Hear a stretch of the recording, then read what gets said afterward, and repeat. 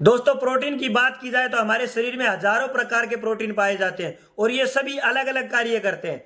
इन्हें मुख्यतः उनके कार्यों और संरचना के आधार पर कई प्रकारों में विभाजित किया गया है या बांटा गया है। आगे मैं प्रोटीन के कुछ प्रमुख प्रकार और उनके कार्य आपको बताऊंगा। जैसे संरचनात्मक प्रोटीन, ये प्रोटीन शरीर की संरचना और मजबूती के लिए जिम्मेदार होते हैं।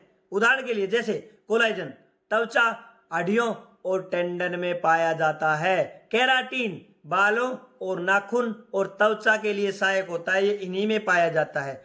इलास्टिन त्वचा और रक्त वाहिकाओं की लोच के लिए जिम्मेदार है, उन्हें लचीला बनाने में सहायक होता है।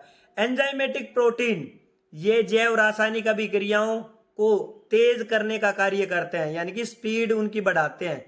जैसे एमाइलेज कार्बोहाइड्रेट को तोड़ता है, समझ में आया? जो भी हम कार्बोहाइड्रेट खाते हैं उसको एमाइलेज तोड़ता है। लिपेज फैट को तोड़ता है, जितनी भी हम फैटी चीजें खाते हैं उनको लिपेज तोड़ने का काम करता है।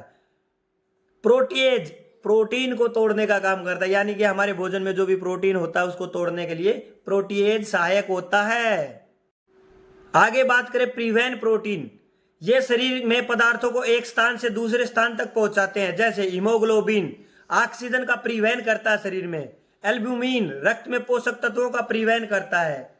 आगे बात करें हार्मोनल प्रोटीन, ये शरीर की गति को नियंत्रित करते हैं, यानी कि शरीर में जो भी गति होती है उसको कंट्रोल करने का काम करते हैं। जैसे इंसुलिन ब्लड शुगर को कंट्रोल करता है। ग्लूकागन ग्लूकोज को रिलीज करता है।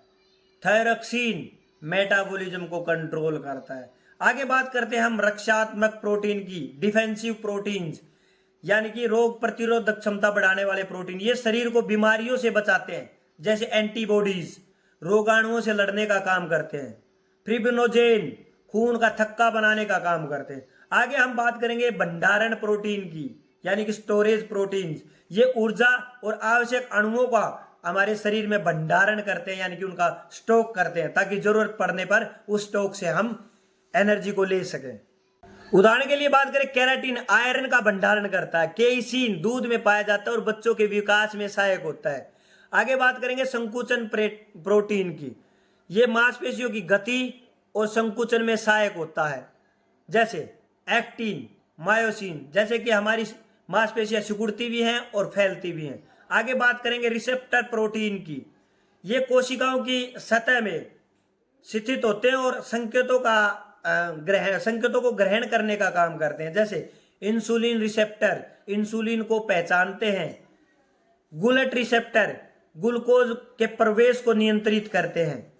ये आल और प्रोटीन की हमने बात करी, तो इसका निष्कर्ष क्या निकलता है? मनुष्य के शरीर में 20,000 से भी अधिक प्रकार के प्रोटीन होते हैं जो अलग अलग प्रकार के कार्य करते हैं, और उनके कार्यों को भी अलग अलग प्रोटीन की संरचना, पाचन, इम्यूनिटी, हार्मोन कंट्रोल, संचार, गति और जीवन के हर कार्य के में शामिल होते हैं, यानी कि हर कार्य को पूरा करने में ये प्रोटीन शामिल होते हैं। आपको वीडियो अच्छी लगी हो तो लाइक शेयर और सब्सक्राइब करना ना भूलें। आपका कोच जगदीश दायल, थैंक यू।